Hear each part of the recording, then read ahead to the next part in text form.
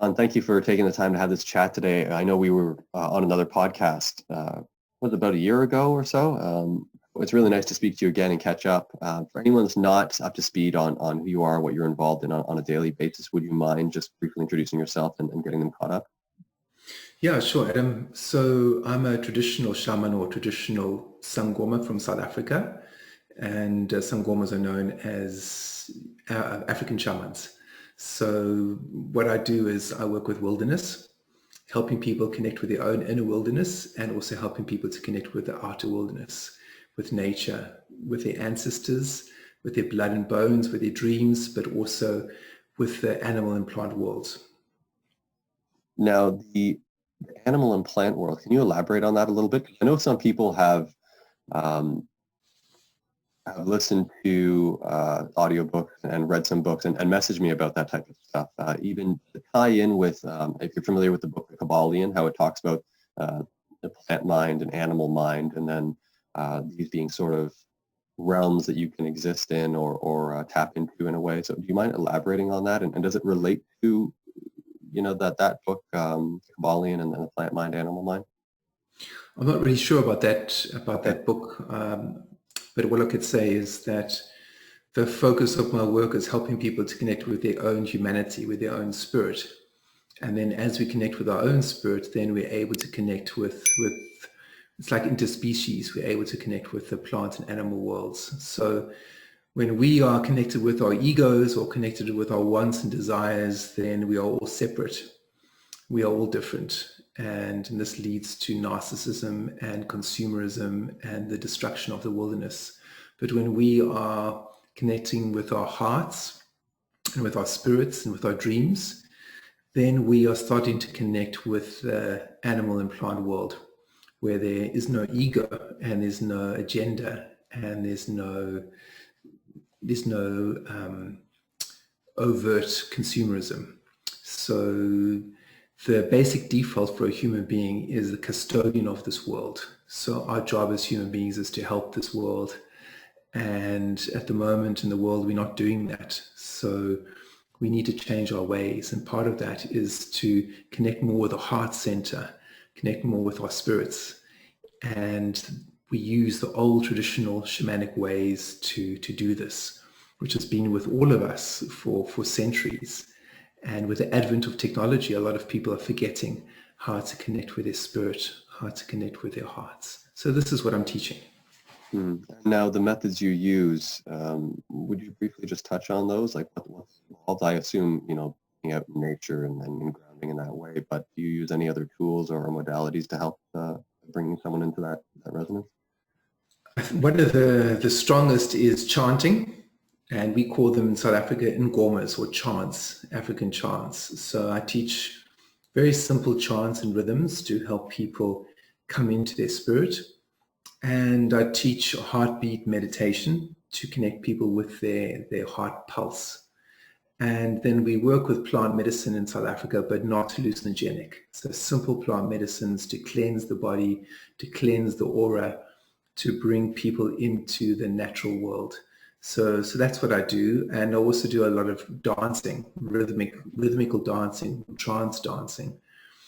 And we start off a conversation with me talking to you about my trip to the Kalahari Desert this year, where I did 3 retreats in the Kalahari, and that was guiding people into the bushveld to track the animal world, in particular tracking leopard and tracking the big cats and the lion and things like that. On foot, listening to your senses, listening to our intuition.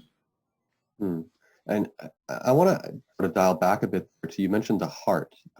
Is that a big part of what you focus on? Is the heart and the heartbeat and the rhythm of the heart in your practice?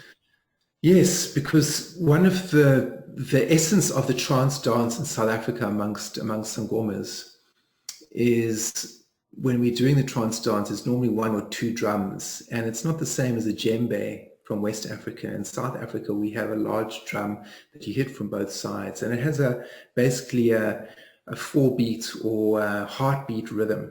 So I noticed when I went through my apprenticeship, which lasted 10 years, I noticed that a lot of things started happening to me, a lot of changes started happening. And one of the things was becoming very psychic in terms of connecting with my community. And one of the reasons for that is because as we are doing the trance dance and this drum is going, all our heartbeats synchronize, because the drum beat is so strong and we were all dancing, putting our feet into the ground with the same kind of rhythm. And over time, all our hearts would synchronize, and this is how we dream about each other. And in traditional South Africa, going back into the 1970s and 1960s, there was a phenomenon, what they talked about, the bush telegraph, where traditional people, before the advent of cell phones, were able to intuit what is happening with family members just through dreams and through intuition. And one of the reasons is because of this deep connection with the heart pulse. And so as we're dancing and we're doing ceremony, we all come into this rhythm, this pulse together because of the strength of the beats, the strength of that heart pulse. So, and that heart pulse is coming through with that bass rhythm from the drum beat. So when I'm doing ceremonies, live ceremonies, I get people to stand and to dance, but just in a simple way, putting their feet into the ground. And as people put their feet into the ground, they become earthed. And a lot of the sangoma world, we speak about electricity and we speak about connecting with electricity of the world. And if we look at human beings nowadays, they are very unstable. And it's literally because people are not being earthed enough. So if you look at an electrical system in any building, there's always 3 points. There's the live wire, the neutral, and the earth. And if a building is not earthed properly, the whole electrical system becomes unstable. And this is the same thing with a human being. As we become earthed through our feet, then we become more stable and we come into our own heart pulse more and we come into our intuition, and then our job as a custodian of the planet, it just naturally comes into us. Mm-hmm. And why do you feel that people are so disconnected from their heart specifically? I find people don't even really consider the magnitude of the power of their heart in its magnetic energy as a whole and what it can achieve and how it can communicate. It's to say heart-mind is fairly accurate. You can even sort of connect within that as well. But why do you think people overlook this and kind of, I don't know if it's just that this aspect of their physiology and its power. But what do you think really takes them away from that understanding of the power of their heart?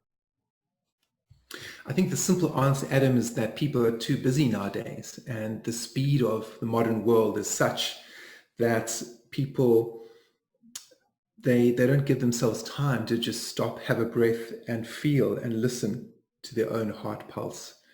And in a way, this is what we have to do. So when we're going into the natural world, we have to slow down in order to feel the plants and animal worlds. And in order to listen to the sounds of the birds, we have to slow down. And if we don't do that, then we can't really connect with the plants and animal worlds. So I find that the first thing for people is to help people to slow down. So we're slowing down in order to speed up spiritually. So when we're going very fast in terms of our mind, going on technology and being on our iPhones and rushing around and using our intellect, when we're going at this pace, it's quite hard for people to then connect with their heart pulse.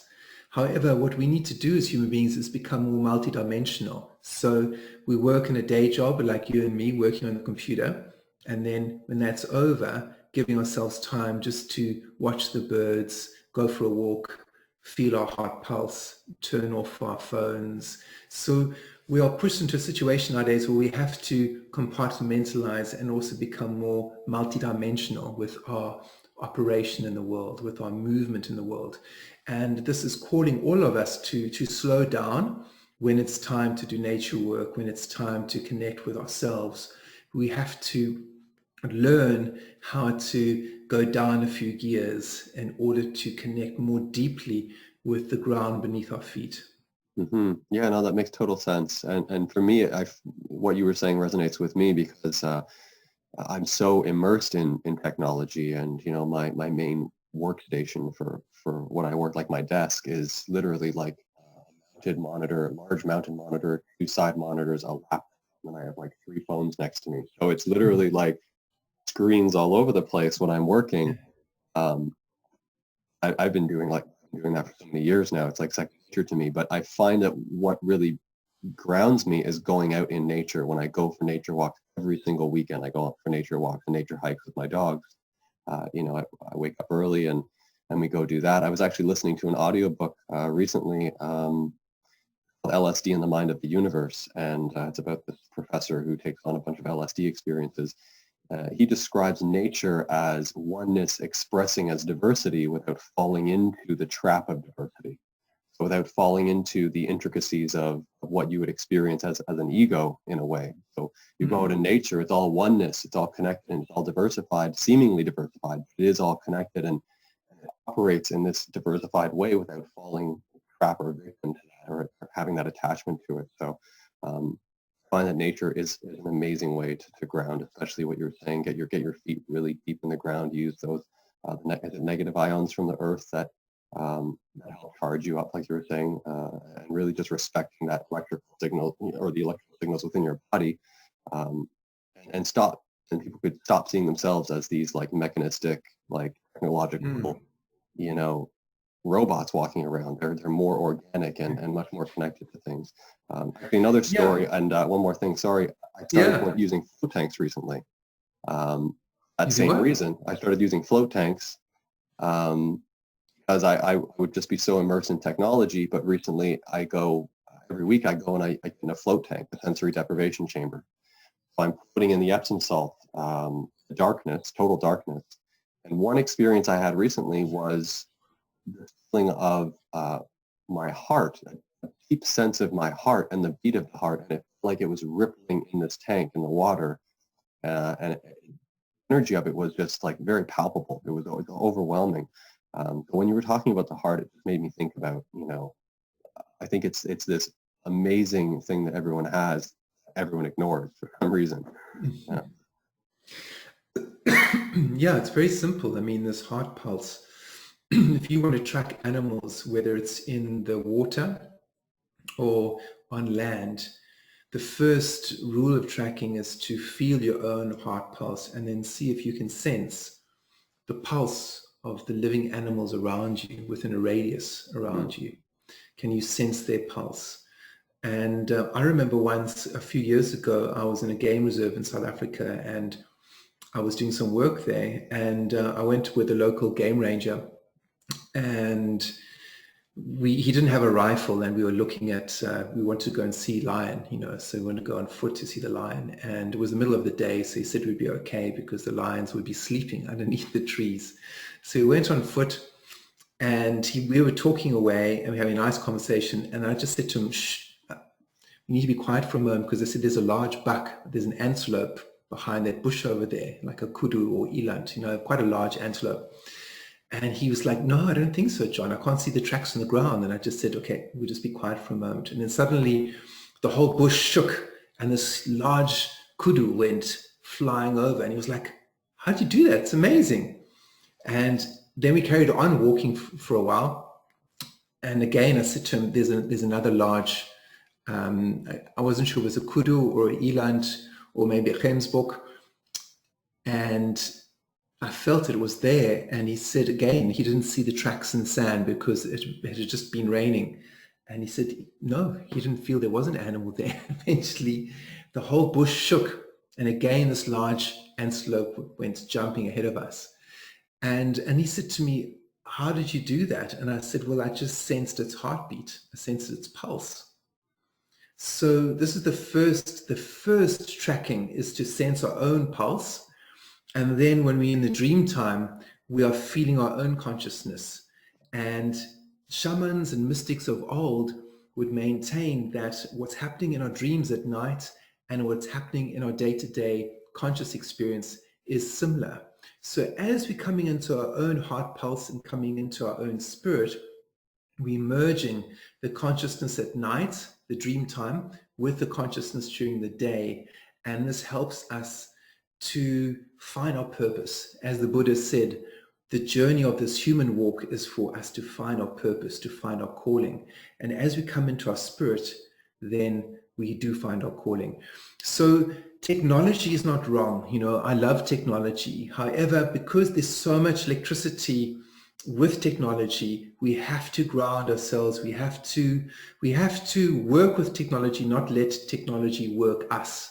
We have to be the masters of it, which means knowing when to turn off the screens and turn off the computer and actually see it as a beautiful tool that's very creative, and then going off into the wilderness and enjoying our human talents of sensitivity, of connectivity, of looking at the plant and animal worlds, not through a screen, but with our eyes, with our senses, with our smells, with our feet and our hands.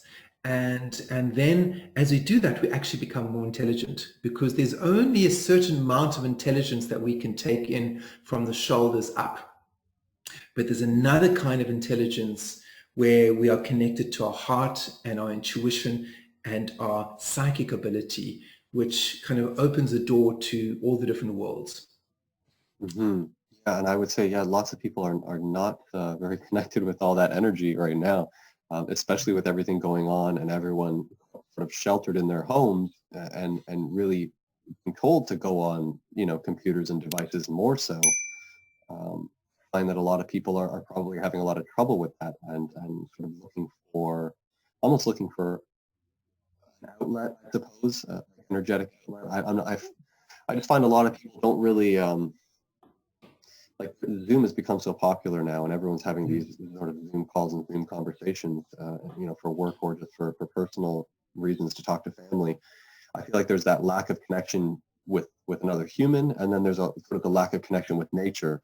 Although granted, I think the fact that everything's closed, people might be going out on more hikes and whatnot. So, I mean, that's pretty good. But how has this whole, COVID situation been for you? And what are your observations of how it's all transpired? It's been very stressful for a lot of people. It's also been stressful for me. However, I've also seen the positive side of this. And the positive side is that there's been less plane traffic, car traffic, and less pollution. And also an opportunity really for nature to take a breath, take a sigh. And it's nice to see the birds, and certain areas there's been a proliferation of birds where there hasn't been for some time, because city centers have been so busy with traffic, like in New York and other places. And now the animals are coming in a bit closer because there isn't so much traffic and there's not so much plane traffic. I think that was the first thing I noticed with the coronavirus, when all the airports stopped and all the planes stopped traveling.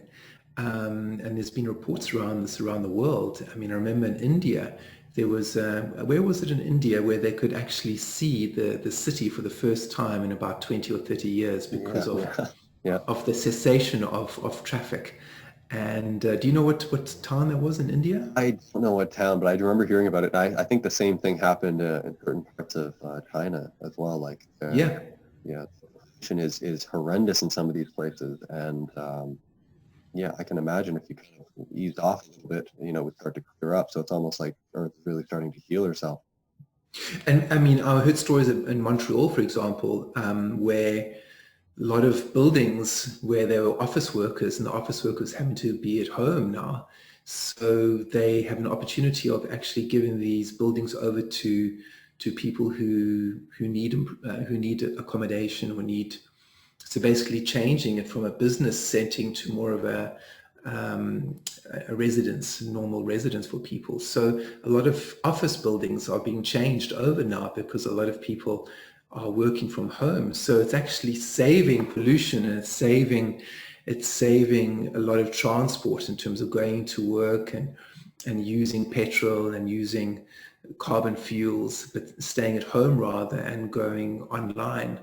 So it's an opportunity of using technology in a more positive and more productive way, and then saving the environment. I mean, there's been many stories around this.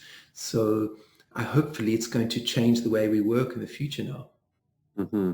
Yeah, definitely. I hope so too. I mean, I've been thinking things would go in this direction for some time now. Good, at least 5 years. I figured. Well, I still thought we were a little behind, and why we hadn't started moving to be more digital, because it didn't make sense to see people commuting into work. I mean, I have friends that they travel into the city. It was like 2 hours in, 2 hours home. It's like that's a 4-hour commute for your work day where you're sitting at a desk, and it's like was so damaging for people. I mean, this has been pleasant in that sense where it's really shaken up the way that people were doing things, which are a little bit antiquated, I would say, and now allowing people to really adopt these new technologies and really utilize them. It is just about that balance, like you were saying, because you can really get fully immersed in the tech and then lose connection with your heart, lose connection with yourself, with nature. How do you find that you use technology to connect with your community and your sort of tribe, your spiritual tribe in a way, and help them grow? Do you use like Instagram lives or YouTube lives or anything to reach out to them? I do the social media, but I don't do that much of it. I'd like to do a bit more if I can, but in terms of just the basics of connection, and that would be through Zoom. So I do a lot of one-to-one sessions, and I find Zoom really helpful for that. And then I do a monthly ceremony via webinar, and that's also via Zoom. So once a month, people will connect with me from around the world, and people can do that via my website, via the monthly webinars. And I find it actually very, very powerful. And I think what amazed me with these online ceremonies is how effective they are in terms of the process I go through with my spirits and with my dreams. It's as if it was a live ceremony, as if people were literally with me. And I realized one of the reasons for that is that in many ways it is actually a live ceremony because people are there in real time with you. They're just not there with me physically where I could touch them.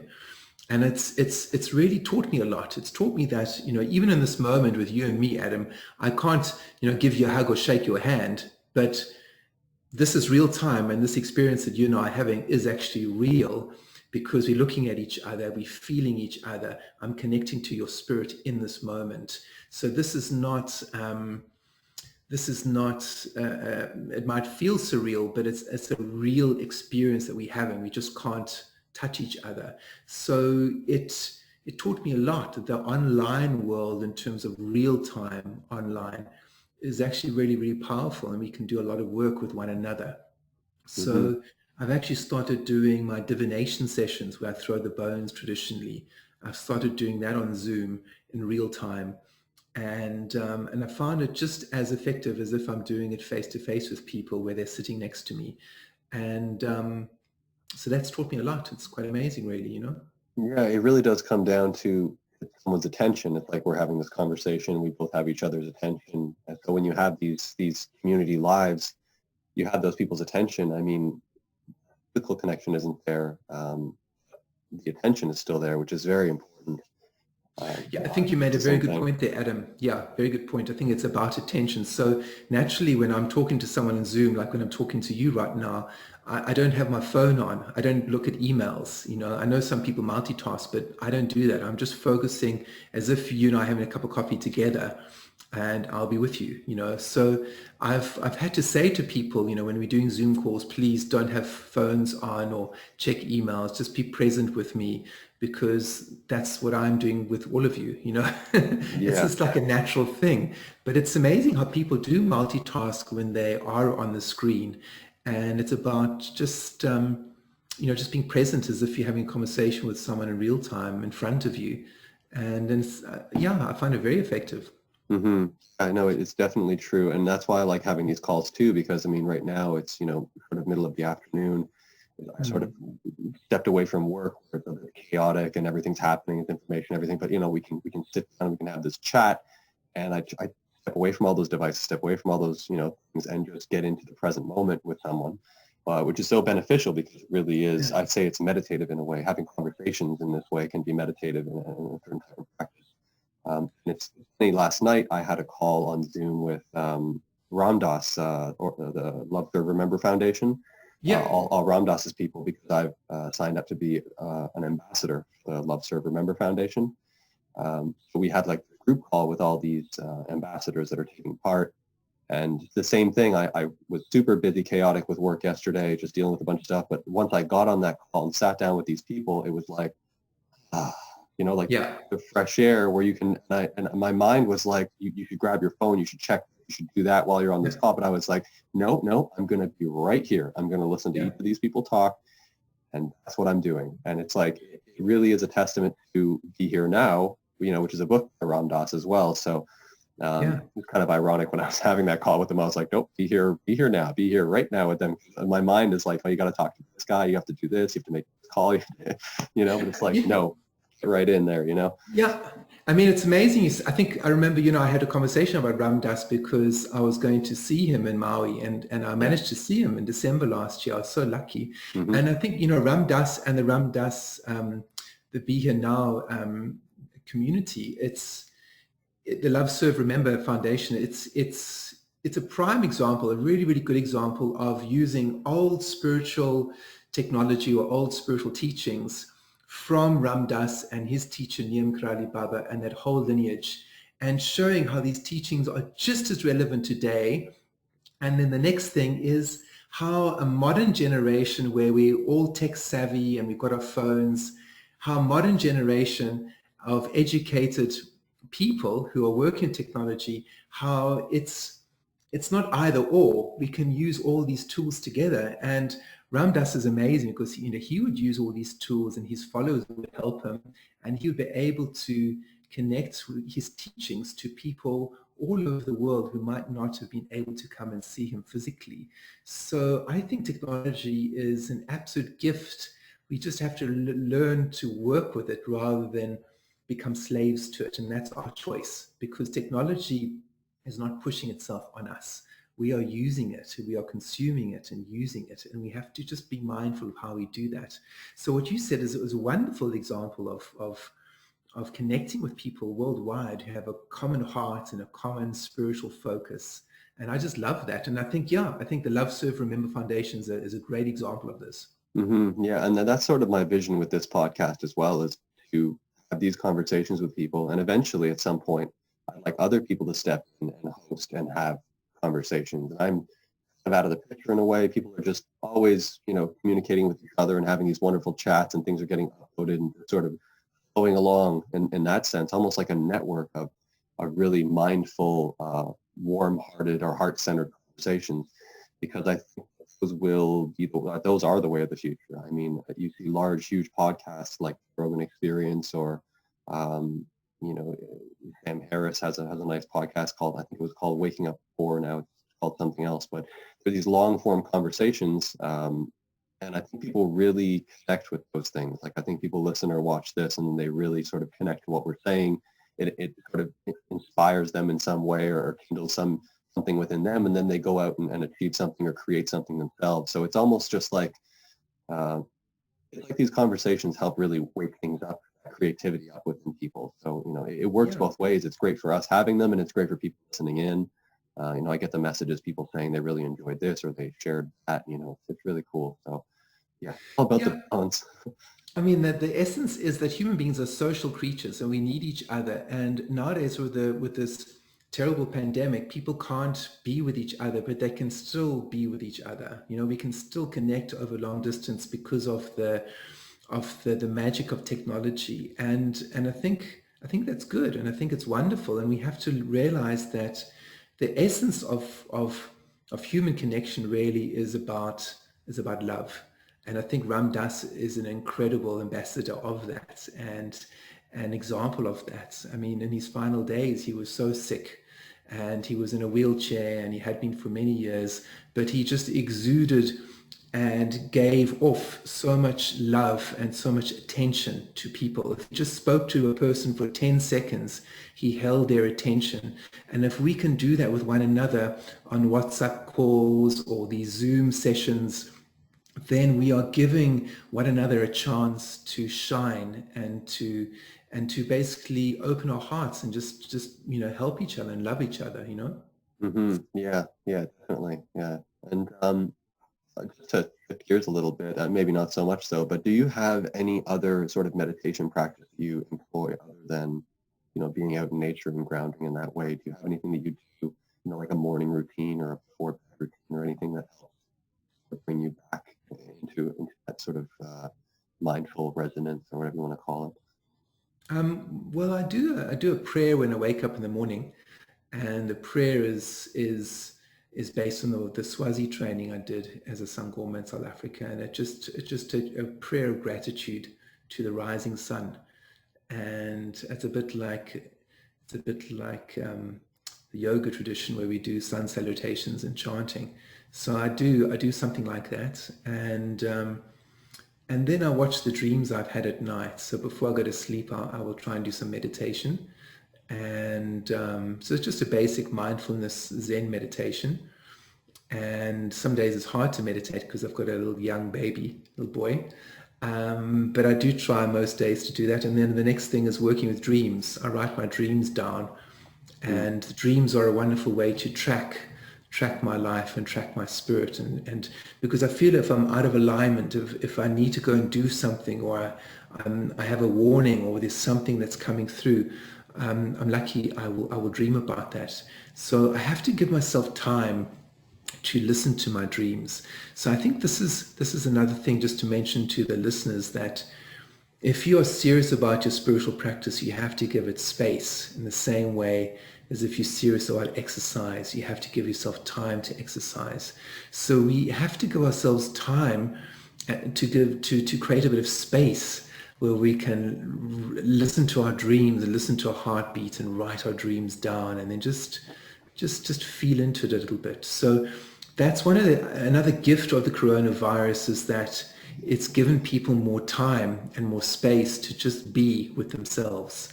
And I think that's a very important thing, because as the modern world goes so quickly, we're putting pressure on the natural world. And as we slow down, we have an opportunity to listen to our hearts and listen to our dreams, and actually make decisions about where we want to go as individuals, as communities, and as a human race. Yeah, it's a practice I haven't tried, writing down my dreams. It might be worth giving a shot. I know my wife Grace, she likes to write down everything. So, there's like many different books and journals and stuff. It would be interesting to try that and maybe do some kind of like dream interpretation or dream analysis. How do you go about interpreting your dreams? Is there a process or something you use in particular, a book or any reference guide? Yes, well, I think if people are interested in what I'm saying, they could get a copy of my book, Leopard Warrior, or they could also get a copy of my audio teachings, The Way of the Leopard. And in both those products, I talk about the 3 different levels of dreaming, which I can talk about now. And the first thing is for people to just write down whatever you're feeling and seeing from the dream time without any judgment. Just write it down, and being aware of what senses you are engaging with your dreaming. So are you seeing, are you very visual? And then do you see colors? Do you hear sounds? Do you smell? Are you tactile? Can you feel things with your hands? So how much are all your senses being engaged in the dream time? So that will give some indication on how deep your dreaming is. And then the next thing is to be aware of the different levels of dreaming. So the first level would be when you wake up from the dream and you're aware of dreaming about something which is quite mundane for you. So it would be like going shopping or being on your computer, or whatever you're doing during the day is being reflected in your dreaming. So I talk about that as the level of the mundane, where there's not much of a jolt, there's not much electricity. It's just, oh, yeah, that's what I was doing during the day.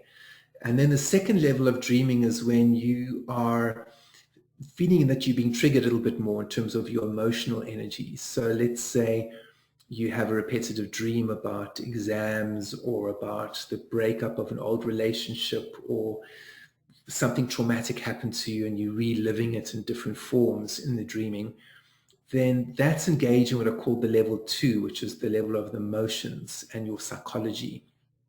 And those dreams are important to write down as well, because maybe maybe you might need some counseling. Maybe you need to speak to a friend about something, or maybe you need to ask for forgiveness, or maybe you need to forgive someone else. So that level of dreaming is important. And then the third level of dreaming is really the level of the mystical, or the level of what we call in Xhosa we talk about Mhlophe Amaphupha, which means the white dreams. Those teaching dreams where there's a little voice tapping you on the shoulder, or there's something which is guiding you in an invisible but very powerful way. And every human being has this capacity to dream at that level, the level of the mystical and the profound. However, because the speed of the modern world is so quick, a lot of people are that this ability to dream in a deep way is becoming atrophied.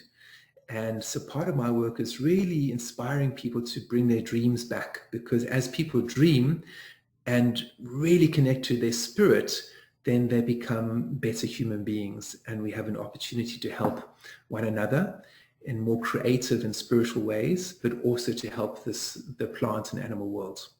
Mm-hmm. It seems like most people would be stuck on that first level of the dream, which is just a whole bunch of, repeating back what they went through in the day or the week. There was a practice I was trying for a while. I was experiencing that. It would run me through what I've already been through for the day in my dream.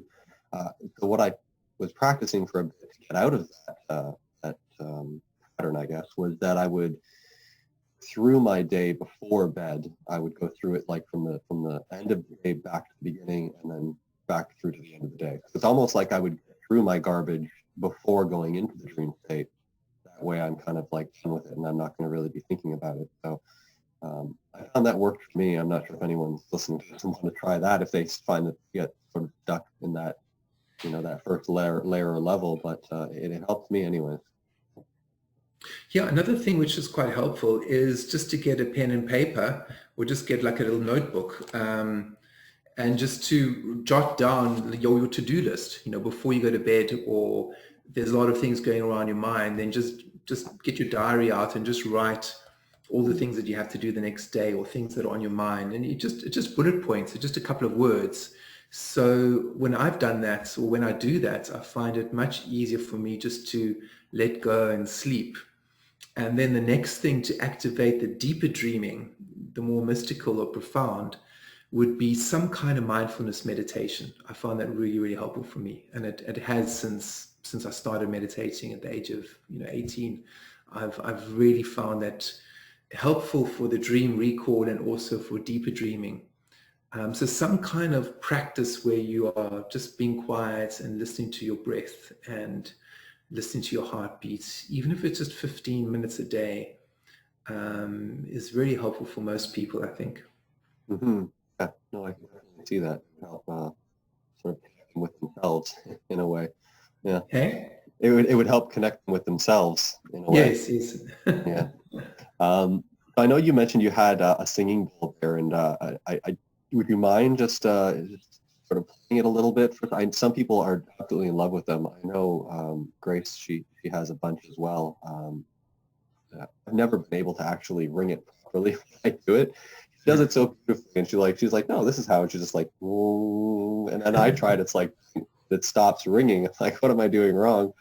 I know a lot of people, really love that stuff. Do you use these type of tools for your mindfulness meditation practices? I'd love to get a gong personally, like get one of those huge, massive ones that you can just like tong, and then it keeps going. But do you use that tool or anything else? I know you mentioned the drumming as well is helpful.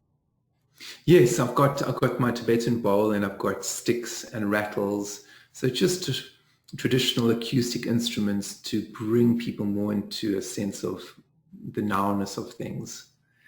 Is that what it does? Is it kind of takes them out of like a busy mind and then brings them right into that with your, the instrument or the sound, we can just really focus their attention on that? Yeah, as soon as I started meditating years ago, I've always been fascinated with simple meditation instruments to bring people into that state of mindfulness. So I remember right from when I started, when I was 18, going into Zen meditation in the Japanese tradition, and being very taken with the gongs and the wood instruments for meditation, and counting the chants. And then when I went to South Korea, there was this one instrument which they used to basically for percussion, for chanting, which was very beautiful. So I've always been taken by these simple tools. Hmm. Yeah. Yeah. I need to use them more. I haven't really. If I had a gong, I think I would. I think I would gong that thing multiple times a day. I'd wake up, gong, go to sleep, gong. It would just be, yeah, yeah. I'll let you know if I get one. I'll send some pictures and stuff. It has been on my mind, so this is like a reminder for me. Yeah. Yeah, Mm, sure thing. yeah. The singing bowl, do you mind just like demonstrating for anyone? I'm not sure if the audio will come through clear. Uh, I think it should. I think it should come through. okay. You hear it now? Oh, yeah. Yeah. So we can do a meditation together for the Sure. listeners. Let's do it. I will start off with when I hit the Tibetan bowl, I encourage the listeners to just close their eyes and just follow the sound as it goes into the wilderness. So I always say follow the sound as it creates this wave and just follow it as far as it goes. And we do that a few times and you'll find an amazing sense of peace and centering starts to happen. So we'll do that together. So we'll sit up straight and just feel your spine, and then here we go.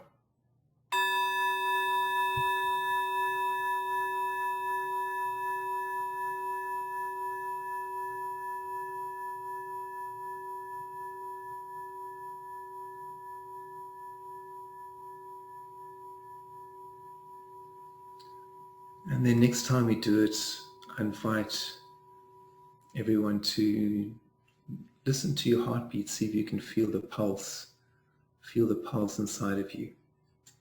So here we go, do it one more time.